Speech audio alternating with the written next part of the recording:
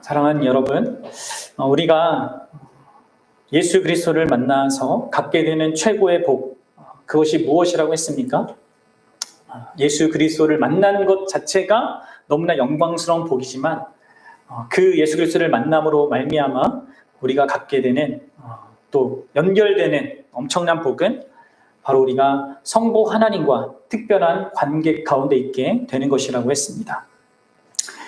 그런 영광스러운 그 사실을 룻은 이 보아스를 만남을 통하여서 자신과 하나님이 함께 하고 있다는 것을 확인하는 그런 과정을 거쳤죠. 그것이 우리가 지난 시간에 함께 살폈던 것입니다. 그리고 그 하나님과 함께 함으로부터 오는 온전한 상, 그 하나님과 함께 온전한 상, 어떤 상에 초점이 있는 것이라기보다는 하나님과 함께 하는 그 인생이 되는 것. 그것이야말로 룻의 마음을 정말 위로를 주는 거고, 또 그 마음을 향하여서 그 마음 깊은 곳에서 갈망하던 그것이 채워지는 그런 복된 소식이었다는 것을 우리가 살폈습니다. 이렇게 룻과 보아스의 만남을 통해서 우리가 예수 그리스도를 만날 때 어떤 일이 우리에게 일어나는가, 이것을 계속해서 보게 되는 거예요. 오늘은 이제 그러한 앞서 나눈 내용과 연결지어서 또 다른 축복이라고 할까요? 우리가 하나님을 정말 예수 그리스도로 말미암아 가까이 하게 되는 특별한 관계에 있게 되면서부터 동시에 일어나는 또 다른 연결된 그 축복, 그것을 오늘 본문은 우리에게 말해주고 있습니다. 그럼 그것이 무엇일까요? 그것은 바로 새로운 공동체입니다. 바로 교회인 거죠. 예수 그리스도를 통하여서 성부 하나님, 그 하나님 아버지를 우리가 만나게 되는 순간, 그 성부 하나님을 아빠 아버지라 부르는 모든 백성과 함께 엮이는 그런 공동체가 된다는 겁니다. 그 일이 지금 이 룻과 보아스의 만남을 통하여서 우리에게 예표적으로 우리에게 보여지고 있는 것입니다. 보십시오. 룻이 보아스를 통하여서 그가 어떻게 새로운 공동체를 얻게 되는지, 이것을 함께 오늘 말씀을 통해서 생각해 보려고 합니다. 여러분들, 이러한 이 하나님의 우리 인생을 향한 그 하나님의 뜻하심이 성경 처음부터 계속해서 이렇게 반복되어서 진행되고 있다는 것을 여러분 확인하셔야 합니다. 하나님께서 남자와 여자를 처음 창조하셨을 때에도 하나님 자기의 형상을 따라 남자와 여자를 창조한 거 아닙니까? 공동체로 창조했어요. 하나님과의 복된 관계를 누리는 것이 나 개인으로서가 아니라 언제나 공동체적으로 함께 누리도록 인간을 창조했단 말이에요. 하나님의 구원의 역사는 바로 그것을 회복하는 겁니다. 죄로 말미암아 깨졌잖아요. 남자 여자 둘이가 서로를 비방하는 그런 관계, 하나 될 수 없는 그런 모습으로 이렇게 타락해 버렸는데, 그것을 회복해 가는 것이 하나님의 구원의 일이에요. 룻에게 임한 그 구원의 일도요, 다만 그 룻 혼자만 하나님과 어떤 특별한 관계를 맺게 하는 것이 아니라 룻이 속하게 되는 그 하나님의 백성, 하나님의 자녀들, 그 안으로 들어가게 되는 겁니다. 이것이 진정한 구원의 의미인 것이죠. 사랑하는 여러분, 예수 그리스도께서 우리에게 성부 하나님을 우리의 아빠 아버지로 주실 뿐만 아니라 더불어 교회 공동체를 우리에게 주신다는 것이 무엇을 의미하는지 여러분들 분명히 아셔야 합니다. 그것은 그분이 우리에게 공동체를 주신다는 것은요, 바로 공동체가 우리 인간에게 절대적으로 필요하다는 것을 의미하는 겁니다. 그렇지 않겠습니까? 여러분들 어떻습니까? 여러분들 자신에게 진정한 그리고 온전한 그런 공동체가 정말 필요하다는 것을 알고 있습니까? 여러분들, 우리에게는요, 공동체가 너무나 필요합니다. 인간은 공동체 없이 존재할 수가 없습니다. 인간다운 삶을 살 수가 없습니다. 그렇죠? 공동체를 떠나서 참된 삶을 영위할 수가 없는 겁니다. 여러분, 가장 기본적으로 생각해 보십시오. 여러분들에게 가정 공동체, 여러분들이 속해 있는 그 가정 공동체가 없었더라면 어떻습니까? 여러분들은 지금 이렇게 존재할 수 없는 것이죠. 게다가 여러분들 인생을 살아가면서 무언가 어떤 그 기쁨을 누리는 거 있어서도요, 나 개인이 누리는 것과 그 내가 누리던 것을 나와 함께하는 공동체가 함께 누리는 것은요, 엄청난 차이가 있습니다. 그렇죠? 내가 어떤 음악을 좋아해서 즐기는 것과 그 좋아하는 음악을 누군가에게 소개해서 함께 듣고 함께 기뻐하는 것, 그것의 차이는 너무나 다릅니다. 그렇지 않습니까? 진정한 기쁨을 느끼게 되는 거죠. 나 혼자 음악을 막 즐거워하는 것보다 사실 함께 그 음악을 즐거워 기뻐하는 것이 더 그 음악을요, 더 풍성하게 누리는 거예요. 왜 그렇습니까, 여러분들? 우리는요, 창조될 때부터 바로 공동체적인 그러한 존재로 창조되었기 때문이에요. 게다가 여러분들, 우리의 정체성도요, 많은 부분 바로 관계 속에서 형성되고 이루어지죠. 물론 오늘날 문화가 특별히 디즈니 요쪽에서 많이 그거 얘기하잖아요. 뭘 얘기합니까? 너희 안에서 그 속삭이는 그 소리에 귀를 기울여라. 이런 얘기를 많이 하는데, 그리고 다른 사람이 얘기한 거 신경 쓰지 마라. 너 마음에 원하는, 간절히 원하는 그것을 찾아가라. 이렇게 얘기하고, 그것이 너의 정체성이라 이렇게 말하지만, 여러분 그렇지 않습니다. 그냥 나 혼자 생각해서 내가 누군지를 결정하고 나의 어떤 그 정체성을 이렇게 정해서 갈 수 있는 사람은요, 단 한 사람도 없습니다. 우리는 기본적으로 그렇게 존재할 수 없는 존재예요. 어렸을 때부터 우린 주변의 영향을 받을 수밖에 없는 존재입니다. 그렇지 않습니까? 그리고 그런 영향 속에서 나라는 존재가 이렇게 형성되어 왔습니다. 물론 지나치게 영향을 받는 게 문제지만 그 영향이 없어지는 게 진짜 나의 모습을 찾는 게 아닙니다. 잘 생각해 보십시오, 여러분들. 스스로 나는 똑똑해. 이 세상 사람들은 다 멍청하고 난 똑똑해. 아무리 내 안에서 나를 위한 그런 소리가 뭐 이렇게 일어난다 하더라도요, 그렇게 자기 체면을 건다고 하더라도요, 결국 현실은 그렇지 않습니다. 그렇죠? 우리는요, 우리 인생은 공동체와 이렇게 떨어져서 자기 이해를 갖는 것이 불가능합니다. 어떤 다른 사람과의 관계 속에서 비교하든 대조하든 또는 반영이 되든 이것을 통하여서 자기 나름의 어떤 것을 볼 수 있기 때문인 것이죠. 혼자서는 못 보는 거예요. 이처럼 여러분들, 우리는요, 우리의 시작부터 그렇고요, 내 정체성을 이뤄가는 데도 그렇고요, 이런 공동체가 절대적으로 필요한 존재들이에요. 그리고 여러분들 보십시오. 여러분들이 특별히 죽음이라는 그러한 마지막 때, 임종의 때를 맞이할 때 수많은 사람들이 가장 후회하는 것이 무엇입니까? 그것도 이 세상에서 뭔가 이름을 날리고 업적을 쌓은 사람들, 가장 영향력 있는 그런 일들을 남긴 사람들이 자서전에 늘 쓰는 그 슬픈 이야기가 뭡니까? 언제나 그들이 자기가 그 모든 성공과 성취를 위해서 포기했던 바로 관계 있잖아요.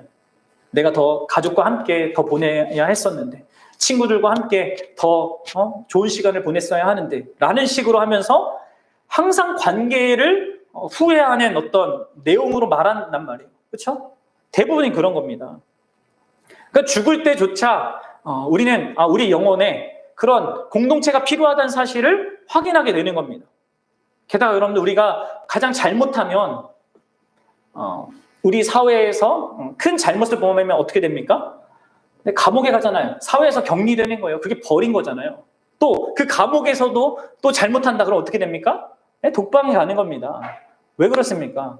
우리 인식 속에는 그것이 인간이 홀로 남겨진다는 것이 가장 끔찍하고 정말 두려운 것이라는 것을 아는 겁니다. 그래서 사회가 그렇게 시스템을 만들어 놓은 거예요. 결국 이 모든 우리 일상에 일어나고 있는 모든 사실들은 무엇을 말해줍니까? 우리의 존재 자체가 진실로 어떤 공동체를 원한다는 거예요. 공동체가 없으면요, 우리는 죽을 수밖에 없습니다. 죽어가는 겁니다. 참 어떤 의미에서 인간답지 못한 삶을 살 수밖에 없는 겁니다. 여러분들, 이방 여인이었고 주변에 가까운 관계가 전혀 없었던 이 룻에게도요, 바로 이 공동체가 필요했습니다. 룻에게는 단지 음식만 필요했던 것이 아니죠. 룻에게는 공동체가, 친구가 필요했던 것입니다. 우리에게 주어진 어떤 힘든 일을 감당해내고 그때 도움이 필요하지 않습니까? 또 자기 힘으로 해결하기 힘든 그런 어려움들을 맞닥뜨릴 때 나를 지지해 줄 수 있는, 서포트해 줄 수 있는 그런 가까운 지인들이 필요한 것이죠. 함께 기쁨을 나누고 함께 슬픔을 나눌 그런 친구들이 필요했던 것입니다. 우리에게도 그런 얘기 있잖아요. 함께 기쁨을 나누면 기쁨이 배가 되고 또 슬픔을 나누면 반으로 준다는 얘기가 있지 않습니까? 룻에게도 그런 것이 필요했죠. 그냥 양식만 필요했던 것이 아니라 공동체가 필요했습니다. 보아스는 분명히 룻의 그런 필요를 보았습니다. 그리고 그를요, 바로 자신의 공동체 식탁으로, 식사 자리로 초대하고 있는 거예요. 그것이 오늘 본문의 내용입니다. 식탁은, 이 식사 자리는요, 공동체 안으로 들어가는 입구입니다. 그렇죠? 우리가 서로 친해질 때, 여러분들 고대 사회부터 지금 오늘날 이 시대까지 우리가 서로 친해지기 위해서는 뭘 해야 됩니까? 밥을 같이 먹어야 돼요. 그렇죠? 그래야지 친해지죠? 이번 주부터 제가 우리 지체들과 좀 더 밥을 자주 먹으려고 하고 있는데, 아무튼 그렇습니다. 특별히 여러분들 고대 사회에서는요, 식사를 함께 한다는 것은 그들이 정말 가까운 관계에 있다는 것을 알려주는 그런 표지나 다름없었습니다. 그래서 여러분들 예수님이요, 세리와 바리새인들과 막 식사를 같이 먹을 때, 바리새인이 아니라 세리와 그 죄인들하고 식사를 같이 할 때 바리새인들이 끊임없이 예수님을 이렇게 지적했던 겁니다. 아니, 어떻게 저렇게 죄를 짓는 사람들과 함께 식사를 할 수 있냐? 어떻게 그들과 그렇게 친밀한 관계를 맺을 수 있냐? 이게 이제 그 비난의 그런 모습이었단 말이에요. 그런데 여러분들 지금 보아스는요, 이 이방 여인 룻, 그 이스라엘 사회에서 가장 낮은 그런 지위, 그 지위보다 더 낮은 지위에 있는 이방 여인이잖아요. 그 룻에게 이렇게 얘기하고 있는 거예요. 그럼 14절 우리 한번 다시 읽어봅시다. 시작. 식사할 때 보아스가 룻에게 이르되 이리로 와서 떡을 먹으며 내 떡 조각을 초에 찍으라 하므로 룻이 곡식 빼는 자 곁에 앉으니 그가 곡식을 주매 룻이 배불리 먹고 남았더라. 자기가 함께 하고 있는 그 식탁 공동체에 들어오도록 룻을 초대하고 있습니다. 그리고 바로 거기에 그 밭의 주인이었고 그 일꾼들과 소녀들 있잖아요. 그들을 또한 거느리고 있었던 그런 대표자였기 때문에 여러분들 바로 이 보아스가 룻을 그렇게 초대했기 때문에 룻이 어디에 앉게 됩니까? 어디에 앉게 됐다고 돼 있어요? 보세요, 성경을. 뭐라요? 배는 자 곁에, 배는 소년들 곁에 이 룻이 앉게 된 겁니다. 여러분 생각해 보십시오. 왜 굳이 성경이 배는 자 곁에 앉았다라고 이런 이야기를 하고 있을까요? 그냥 같이 식사했다 이렇게 하면 되는데 왜 배는 자 곁에 앉았다는 말을 굳이 하는 겁니까? 그 밭에서 앞서서 일하고 있는 그 소년들, 그리고 룻은 아마 그 소년들이 일할 때 뒤에서 단을 묶는 소녀들하고도 조금 떨어져서 이제 떨어지는 그 이삭을 줍고 있었던, 이렇게 뭔가 서로 경계가 있는 자들이지 않았습니까? 근데 지금 보아스는 룻을요, 그 소년들 옆으로 이렇게 그 자리를 옮겨주는 거예요. 그래서 지금 어떤 일이 벌어지고 있습니까? 이 식탁 공동체 안에 그 소년들이 있고, 그 다음에 그 뒤에서 단을 이렇게 묶던 소녀들도 있고, 그리고 그 가운데 룻도 있는 거예요.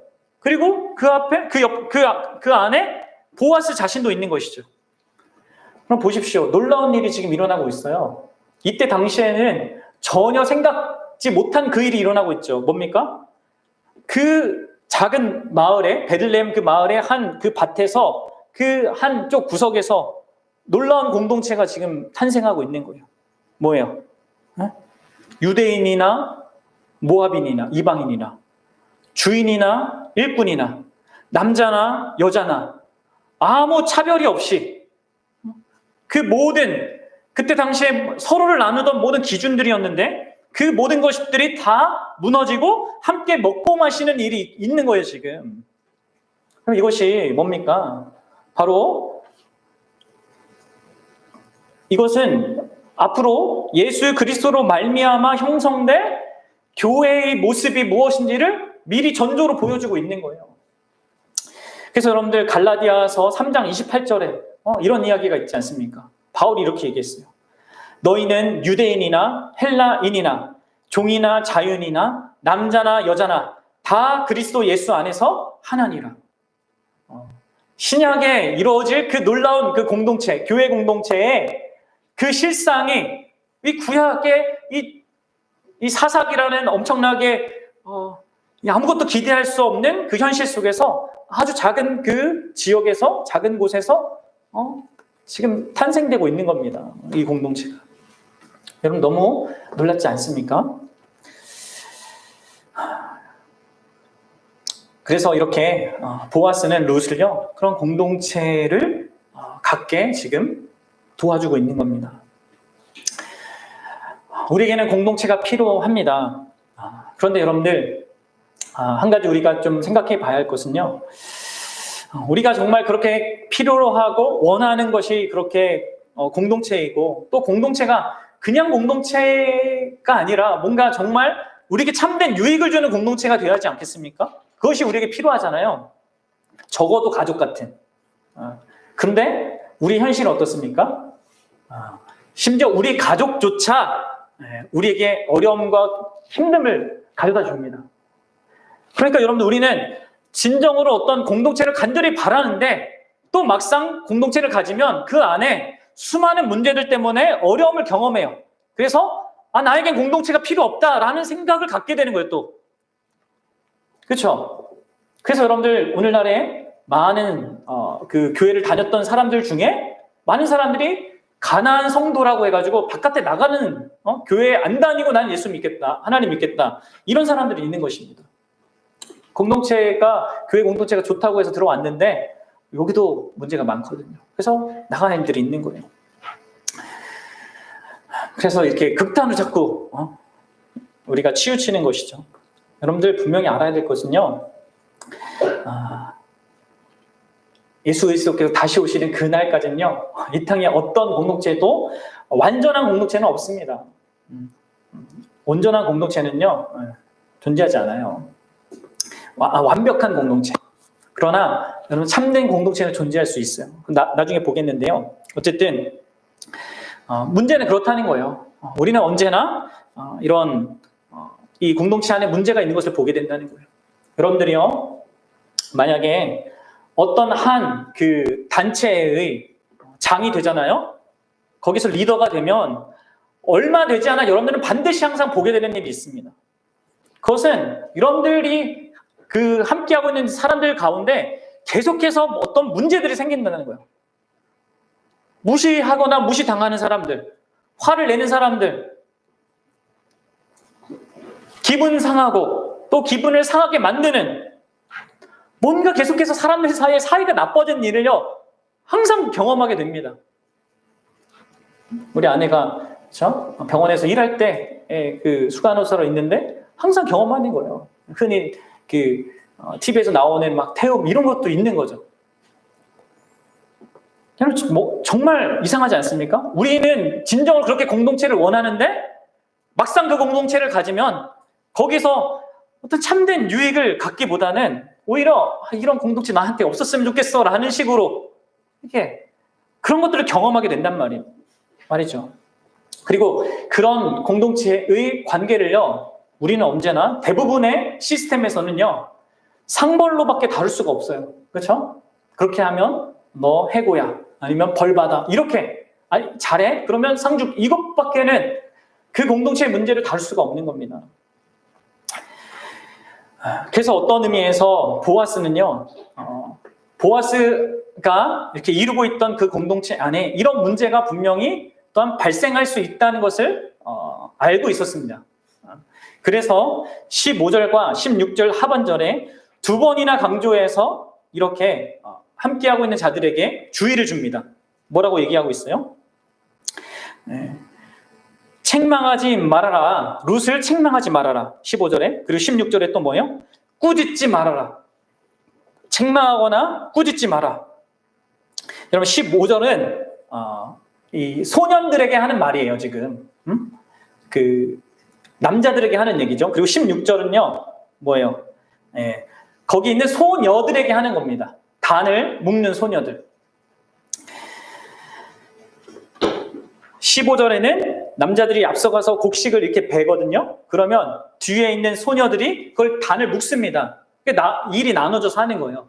그러니까 15절에서는 그 소년들에게 이렇게 그 단 사이에서 룻이 일할 수 있게 배려를 해줘라 하면서 꾸짖지 말라고 얘기하고 있고, 이제 소녀들이 이렇게 묶으면 거기서 조금씩 빼서 룻이 더 많이 줄 수 있게 해라 하면서 또 꾸짖지 마라 이렇게 얘기하고 있는 겁니다. 뭡니까? 이 공동체 안에 아무리 보아스가 이 공동체를 잘 다스리고 있고 뭔가 특별한 어떤 공동체의 모습을 갖고 있다 하더라도 그 안에 발생할 수 있는 공동체의 문제를 지금 이 보아스는 염두에 두고 이러한 권면을 또 이러한 명령을 하고 있는 겁니다. 그렇죠? 여러분, 공동체를 깨뜨리는 한 가지 중대한 원인이 바로 질투 아닙니까? 질투죠. 남이 잘 되는 것을 배아파하는 그런 마음. 그런 질투의 마음은 우리 입으로 나올 때 이 험담으로 나오게 되죠. 그 나중에는 뒤에서 그렇게 험담하다가 비방하거나 실질적인 그런 괴롭힘으로 그렇게 분출됩니다. 보아스는 분명히 그 위험성을 보았던 것 같습니다. 그래서 그것을 두 번이나 강조해서 주의를 주고 있는 겁니다. 질투는요, 남을 짓밟고 자신의 유익을 챙기려고 하는 겁니다. 어떤 의미에서 10계명의 9계명과 10번째 계명, 거짓말 하지 마라, 거짓 증언하지 말라, 그리고 탐내지 말라는 것은요, 질투의 문제를 다루고 있는 거예요. 남이 남보다 잘 되는 거, 그것을 못 봐하는 그 우리 마음이 있잖아요. 그런 마음을 지금 이렇게 견제하고 있는 거죠. 제한하고 있는 거죠. 그러니까 여러분들 그렇게 꾸짖지 말고 또 책망하지 말라는 이런 말은요, 긍정적으로 해석하면 뭐라고 할 수 있겠습니까? 바로 내가 너희에게 주은 그 일, 그리고 그로 말미암아 너희가 받을 일에 만족하라는 거예요. 저 보아스가 아마 그 일꾼들과 소녀들과 약속한 게 있을 거 아닙니까? 내가 너희에게 준 것, 내가 너희에게 주겠다고 약속한 것, 너희들이 맡은 그 역할, 그것 하는 것으로 만족해야지, 내 것을 가지고 내가 룻에게 베푸는 것 때문에 너희들이 왈가왈부하거나 질투심에 사로잡혀서 그녀를 해치지 말라고 그렇게 지금 얘기해주고 있는 겁니다. 여러분들, 이러한 이 보아스의 그 지혜로운 그런 권면, 이것이 지금 이 공동체를 지금 이렇게 만들고 있는 거예요. 형성하고 있는 겁니다. 근데 여러분, 이러한 일이요, 이 배경을 두고 생각하면 또한 더 놀랍습니다. 이 룻기가 지금 쓰여진 배경이 언제라고 했어요? 사사기 시대입니다. 사사기 이 시대 때는요, 이스라엘 나라가 12지파로 있었는데 이 12지파가 하나 되기가 너무 힘들었던, 그리고 그 힘들었던 이유 중에 하나도 또한 질투심 때문이었어요. 여러분 아십니까? 사사기 그 7장에 가면 기드온 나오잖아요. 기드온과 300용사. 기드온이 300용사를 데리고 엄청난 미디안 군과 연합군, 동방에 따른 연합군을 하나님의 놀라운 도우심으로 말미암아 승리해서 무찔러 이깁니다. 근데 여러분들, 그때 나름 좀 힘을 갖고 있었던 에브라임 지파가 기드온에게 와가지고 이렇게 얘기해요. 아니 어떻게 우리를 놔두고 너 혼자 가서 싸우고 이겼냐? 그리고 다 끝날 때쯤 우리 불러가지고 이렇게 하는 게 어딨냐 하면서 질투심에 사로잡혀서 기드온과 이렇게 다투기 시작했어요. 그때 여러분들, 기드온은요, 지혜롭게 넘깁니다. 그거를. 무슨 얘기냐. 마지막에 너희들이 한 일이 진짜 큰 일이다 하면서 이 에브라임 사람들을 이렇게 조금 축혀 세워준단 말이에요. 그래서 어떻게 그 일이 잘 마무리됐습니다. 근데 여러분들 이 비슷한 일이 또 벌어져요. 나중에 사사 입다가 또 이방인과 전쟁을 해서 이기거든요. 그때도 또 에브라임 사람들이 또 나섭니다. 아니 어떻게 나를 두고 우리를 두고 너 혼자 그렇게 승리를 가져가냐 하면서 또 이제 다투기 시작한 거예요. 결국 어떻게 되냐면 같은 민족끼리 싸우게 돼요. 그리고 입다 사사가 에브라임 사람들을 수천을 죽이는 그런 일이 벌어지게 됩니다. 질투심에 사로잡혀서 이 전체 이스라엘 그 공동체가 하나 되지 못하고 서로를 죽고 죽이는 그런 일이 경험된 겁니다. 이 하나님의 택한 백성이라고 하는 그런 공동체 안에서. 참 이상하지 않습니까? 근데 여러분들 이 일이요 다만 이때만 있었던 것이 아니라 심지어 예수 그리스도의 그 핏값으로 세운 그 교회 공동체 안에도요, 그것도 1세기 교회 공동체 안에도 있었습니다. 고린도 교회를 보십시오. 생각해 보십시오. 그 안에 어떤 일이 일어났습니까? 파가 나뉘었죠. 분열했습니다. 교회가. 나는 바울파다. 나는 아볼로파다. 나는 베드로파다 하면서 아니 나는 예수파다. 예수파까지 나와서 서로 분쟁하고 편이 갈라진 일이 있었습니다. 이런 모든 일들이 뭡니까? 남보다 자신을 더 높은 위치에, 더 나은 위치에 놓고 싶어하는 그런 교만한 마음, 질투심, 그것 때문이었습니다. 그리고 이처럼 우리 안에 있는 이 자기중심성, 그리고 그로 말미암는 질투심을 포함한 다양한 그런 악한 성향 때문에 공동체가 하나 되기라는 것은 사실 정말 어려운 거예요. 그런데 여러분들, 그럼에도 불구하고 초반에 말씀드렸듯이 우리 마음속 깊은 곳에는 그 공동체를, 참된 공동체를 간절히 원해요. 그럼 그렇다면 우리는 질문이 들죠.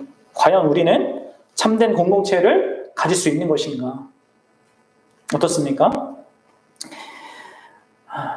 여러분들, 성경 우리에게 말해주고 있는 겁니다. 이 룻기의 이 본문은 우리에게 말해주는 거예요. 뭐요? 우리 스스로는 불가능하지만 하나님께는 가능하다는 거죠.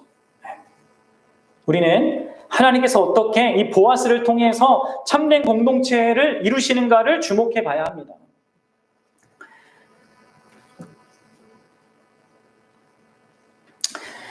사랑 여러분, 우리는 공동체를 필요로 하지만 우리 안에 있는 죄성 때문에, 자기 중심성 때문에 참된 공동체를 이루기가 어렵습니다. 그러면 도대체 어떻게 참된 공동체를 이룰 수 있습니까? 하나님이 이루시는 그 참된 공동체가 어떻게 가능합니까? 결론부터 말하자면 예수 그리스도가 관계의 중심이 되실 때만 가능합니다. 그것이 유일한 길이에요. 오늘 본문은 우리에게 이 사실을 알려주고 있는 것입니다. 질투심 때문에 국가적으로도 큰 아픔을 겪었던 그 사사기 시대라는 그 배경에서 아주 한 작은 마을 베들레헴, 그것도 한쪽 구석이겠죠. 한 작은 밭에서 놀랍게도 참된 공동체가 지금 태동하고 있어요. 그리고 그 중심에는 누가 있습니까? 오늘 본문의 중심에는 보아스가 있는 겁니다. 그리고 그 보아스가 룻에게 보이고 있고 또 그 주변에 함께하고 있는 자들에게 보이고 있는 특별한 대우, 특별한 사랑. 앞서 자주 언급했던 내용으로 하면 언약적인 사랑, 언약적인 그 인애 때문에 그 공동체가 이루어지고 있는 거예요. 그렇죠?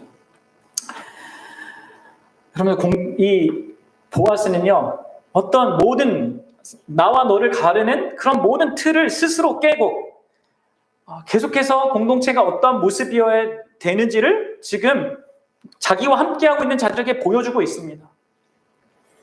그럼 특별히 이때 당시와 같이 전통 문화 있잖아요. 우리도 유교 그런 전통 문화를 갖고 있는데 그런 문화 속에서는요, 남자들이 보통 여자를 섬기지 않습니다. 그렇죠? 따라서 여러분들 여기에서 보아스가 룻을 섬긴 것은요, 믿기 힘든 일이에요. 전통 문화에서 남자가 여자를 섬기는 것은 채통을 입는 것으로 여겨졌습니다. 그렇죠? 우리도 그런 때가 있었잖아요. 지금은 정반대지만, 만약에 여러분들 보아스가 자기 체면을 중요하게 생각했다면 보아스는 룻을 그냥 홀로 두었을 것입니다. 그러나 그렇게 하고 있지 않습니다. 어떻게 하고 있습니까? 자리로 그 식탁 자리에 초대했을 뿐만 아니라 14절 보세요. 뭐요? 볶은 곡식을 친히 가져다 줍니다. 보아스가. 식사 시간에 직접 룻을 섬기고 시중 들고 있어요. 여러분들 구약 성경에서 남자가 음식을 시중 들었다는 기록은요, 여기밖에 없어요. 게다가 룻은 어떤 사람입니까? 아주 가난한, 그리고 이방 여인이었습니다. 과부였어요. 그런 모든 이 룻과 보아스 사이에 있던 그 모든 벽들 있잖아요. 그것이 이 보아스의 섬김을 통하여서 다 무너졌습니다. 남녀의 장벽, 인종의 장벽, 계급의 장벽, 빈부의 장벽이 보아스의 사랑, 그 섬김을 통하여서 다 깨진 것이죠. 그러면 그로 말미암아 룻은 지금 먹을 수 있는 것 이상을 얻고 있습니다. 보아스가 이 룻이 공동체 안에 들어올 수 있는 지금 모든 배려를 하고 있는 겁니다.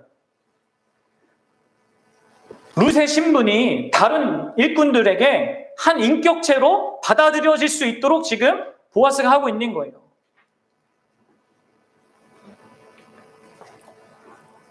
그리고 바로 그 보아스 때문에 그와 함께하고 있던 다른 일꾼들과 소녀들이 이 룻을 어떻게 대해야 되는지를 보게 되는 겁니다. 보십시오, 여러분들.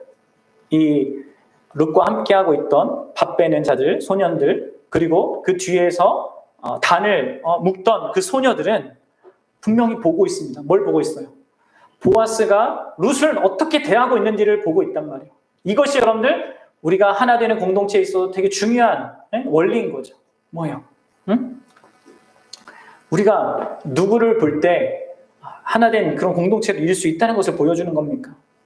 응? 바로 보아스의 후손으로 오신 그 예수 그리스도께서 우리 각자를 어떻게 대해 주시는가, 우리가 그것을 명확하게 봐야 한다는 거예요.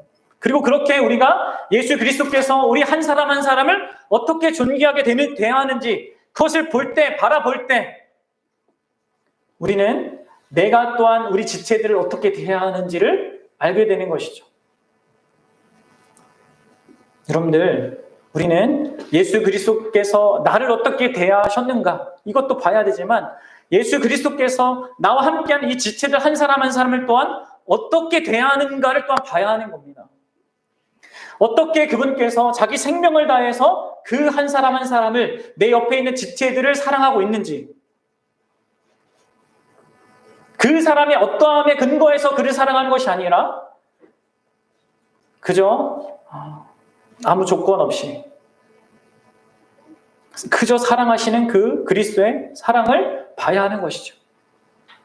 사랑하는 여러분, 그럴 때 우리는 서로를 진정으로 받아들일 수가 있는 겁니다. 그래서 여러분들, 본 회퍼로 한 사람 이렇게 얘기했어요. 그러므로 제자는 타인을 만날 때마다 그를 용서받은 사람, 이제부터는 하나님의 사랑으로만 살아가는 사람으로 여길 것이다. 그렇습니다. 우리가 지체를 바라볼 때 예수 그리스도께서 그에게 어떻게 행하셨는가, 어떻게 그를 대하고 있는가를 여러분들 주목해서 자꾸 생각하셔야 합니다. 이 함께하고 있는 자들이 보아스를 주목해서 볼 수밖에 없었던 것처럼, 그래서 룻을 대하는 태도가 달라질 수밖에 없었던 것처럼 우리도 봐야 한다는 것이죠. 예수 그리스도를 바라보고 그분이 어떻게 대하시는지. 또 여러분들, 우리에게는요, 지금 그 공동체가 이루어지는 이 상황 속에서 또 하나의 요소가 있는데, 그것은 바로 그 소년들과 소녀들이요, 보아스의 뜻을 들었다는 거예요. 다시 말해서 룻을 어떻게 대해야 하는지를 보아스에게 들었습니다. 그래서 15절과 16절의 내용들이 나오잖아요. 소년들에게는 명령하 이르되 곡식 단 사이에서 죽게 하고 책망하지 말라 하였고, 또 소녀들에게는 16절에서 곡식 다발에서 조금씩 뽑아서 버려서 그녀가 죽게 하라. 그리고 꾸짖지 말라. 이 이야기를 들었던 것입니다. 보아스를 뿐만 아니라 보아스를 통하여서 어떻게 그녀를 대해야 할지 보았을 뿐만 아니라 분명히 또한 어떻게 그녀를 대해야 할지를 들었다는 것이죠.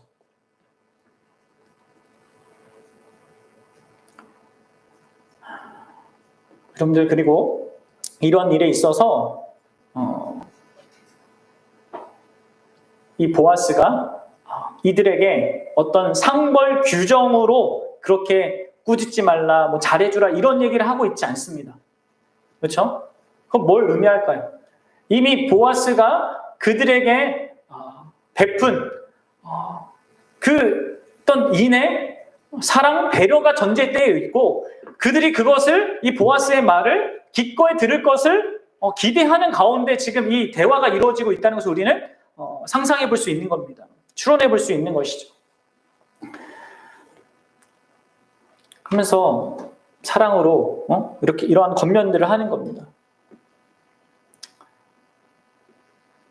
그리고 실제로 이런 보아스의 이야기를 듣고 하는 것은요, 이들이 또한 어떤 일정 부분의 수고를 하는 거거든요. 그렇죠? 단을 묶은 여인들이 보십시오. 특별히 단을 묶은 여인들이 또 묶었는데 거기서 좀 뽑아야 됩니다. 그건 수고하는 거잖아요. 자기가 원래 하는 건 단을 묶는 것 뿐인데 거기서 뽑아서 룻을 위해서 이렇게 놔야 했던 것이에요. 그것을 기꺼이 순종할 수 있었던 것, 받아들일 수 있었던 것, 그것은 보아스와 특별한 관계, 보아스를 아니까 그럴 수 있었던 거 아니겠습니까? 굳이 그 관계를 뭔가 상벌 규정으로 이렇게 해야 되는 것이 아니라 관계 때문에 그렇게 할 수 있었던 것이죠. 사랑하는 여러분, 그렇습니다. 우리도 예수 그리스도께서 우리 각자를 어떻게 대하셨는지를 바라봐야 할 뿐만 아니라 또 우리를 서로 어떻게 대하라고 하시는지 그것을 명확히 또 들어야 하는 거예요. 또 어떤 수고로 우리가 서로를 사랑해야 하는지 섬겨야 하는지 그것을 듣고요, 우리는 기꺼이 순종해야 합니다. 그렇죠? 예수님과의 관계 속에서 우리는 또 그럴 수 있는 것이죠. 예수님이 뭐라고 하십니까? 요한복음 15장 12절에서 이렇게 얘기해요. 내 계명은 곧 내가 너희를 사랑한 것 같이 너희도 서로 사랑하라 하는 이것이니. 그럼 이 예수님의 말을 듣고 있습니까? 내가 너희를 사랑한 것처럼 너희도 서로 사랑하라 하는 이 예수님의 명령을 듣고 있냔 말이에요. 여러분 관계 속에서, 교회 관계 속에서 그것을 듣고 거기에 기꺼이 순종하고자 하는 마음이 있습니까?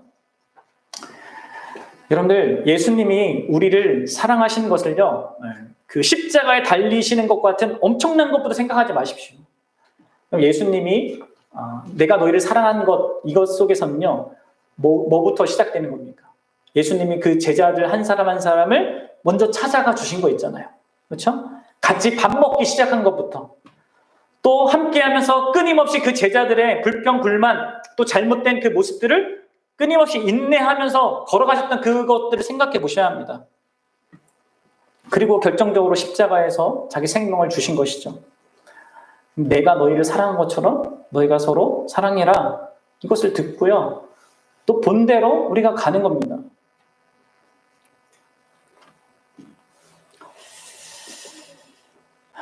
보아스 밭에서 일하던 모든 자들은 보아스를 통하여서 룻을 어떻게 대해야 할지를 보았고, 또 룻을 어떻게 대해야 하는지를 들었고, 또 실질적으로 거기에 순종하여서 자신의 수고를 통하여서 룻이 보아스의 것으로 채워지는 것을 경험했습니다. 그렇죠? 그래서 2장 17절에 어떻게 됩니까? 룻이 밭에서 저녁까지 줍고 그 주운 것을 떠니 보리가 한 에바쯤 되니라. 여기 한 에바는 약 13kg 정도의 곡식 양을 얘기하는데요. 약 두 사람이 5일에서 7일간 먹을 수 있는 양입니다. 하루 동안의 이삭줍기에서는 결코 얻을 수 없는 것이죠. 보아스가 배려했고 또 그 보아스가 이렇게 검연한 대로 저들이 수고했기 때문에, 함께 하던 자들이 룻을 배려하고 수고했기 때문에 룻이 풍성히 채워진 것입니다. 사랑하는 이것이요 바로 앞으로 예수 그리스도를 통하여서 이루어질 교회의 모습을 미리 보여주는 겁니다. 예수 그리스도를 중심으로 하여 그분이 보이시는 대로, 그분이 말씀하신 대로 서로를, 여러분들, 우리의 것이 아니라 예수님의 것으로 섬기고 그로 말미암아 서로를 풍성하게 채워주는 것, 그것을 경험해야 하는 것이 바로 우리 교회인 거예요. 사랑하는 여러분, 이러한 참된 공동체는요 하나님이 이루시되 우리와 관계없이 이루시는 것이 아니라 우리의 참여와 우리의 함께함을 통하여서, 우리를 통해서 하나님은 이루어 가십니다. 여기서 반드시 기억할 건 이거죠. 바로 참된 공동체의 중심에는 예수 그리스도가 계시다는 겁니다. 나를 위해서 죽으신 그 예수의 사랑이, 또 저 다른 지체를 위해서 죽으신 그 예수의 사랑이 바로 공동체를, 참된 공동체를 창조해내는 겁니다. 복된 공동체를 만들어내는 것입니다. 예수 그리스도를 잃어버리면 참된 공동체가 될 수 없습니다. 우리끼리의 공동체, 패거리 공동체, 우리끼리만 함께 하려고 하는 공동체가 돼요. 예수 그리스도가 없으면. 부부간의 관계도 그렇고요. 모든 교회의 관계도 그렇습니다. 사랑하는 여러분, 이번 주에 우리는 함께 성찬식을 합니다. 주일날 오전에 함께 성찬식을 할 건데요. 성찬은 놀라운 시간입니다. 바로 참된 공동체가 창조되고 또 형성되는 놀라운 자리입니다. 왜 그렇습니까? 바로 성찬의 자리는 예수 그리스도께서 나를 포함해서 우리 각 교회의 지체들을 어떻게 대하시는지를 눈으로 보는 자리입니다. 빵이 찢어지고 나눠지지 않습니까? 포도주가 부어지고 나눠집니다. 그것을 우리는 눈으로 보는 것이죠. 또 어떻게 서로를 대해야 할지를 귀로 듣는 자리입니다. 내가 너희를 사랑한 것처럼 너희가 서로 사랑하라 라는 그런 요구를 받는 그런 자리인 거예요. 또 교회로 하나 되어서 주님의 죽으심을 주님 오실 때까지 전하라는, 세상을 또 섬기라는 그런 초대의 그 요구를 받는 그런 자리라는 거예요. 해서 너무나 귀한 자리인 것이죠. 그런 복된 자리에 여러분들이 함께 했으면 좋겠고요. 또 그 은혜를 공동체적으로 함께 우리가 누릴 수 있었으면 좋겠고, 그것을 위해서 이 시간 함께 기도했으면 좋겠습니다. 그것을 기억하십시오. 우리는요, 우리가 본래 그렇게 예수님이 부르시는 그 성찬의 그 자리, 함께 식탁을 예수님과 또 하나님과 더불어, 또 성령 하나님과 더불어 누릴 수 있는 그런 자들이 아니었습니다. 그렇죠? 그런데 그분 때문에 우리가 그 식탁의 자리에 있게 된 거예요. 그리고 어떻게 우리는 그렇게 그 식탁의 자리에 있게 되었습니까? 하나님과 더불어 함께 공동의 그런 관계를 누리는 그 복된 관계에 어떻게 있게 되었습니까? 바로 예수 그리스도께서 그 식탁의 자리에, 그 친밀한 그 관계에서 쫓겨남을 당했기 때문입니다. 그렇죠? 바로 그 사실 때문에 우리는 그 자리에 들어오게 됐습니다. 우리 한 사람 한 사람이 그렇게 되었어요. 그 사랑을 기억하는 자리이고요. 그 사랑을 받고 있는 자들과 함께하고 있는 것이 바로 교회라는 걸 확인하는 자리고요. 주님이 그렇게 하신 것처럼 서로를 사랑으로 섬기라고 불러진 그런 자리가 성찬의 자리인 거예요. 저와 여러분들이 이런 복된 성찬의 의미를 잘 알고 그렇게 그 안에서 참여하면서 그리스도의 사랑을 알고 또 그리스도께서 주신 참된 그 공동체, 그것을 누리는, 그리고 그 참된 공동체로 계속해서 함께 하기를 소원하는 그런 주님의 복된 자들 되기를